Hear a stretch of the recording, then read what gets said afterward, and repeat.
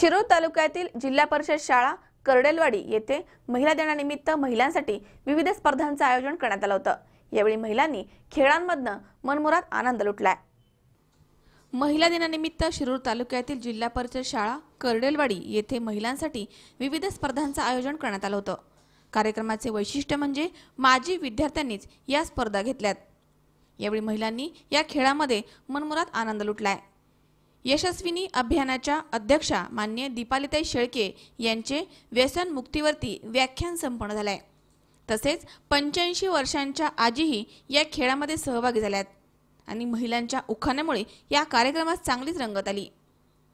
यावेळी महिलांनी कविताही रचल्यात।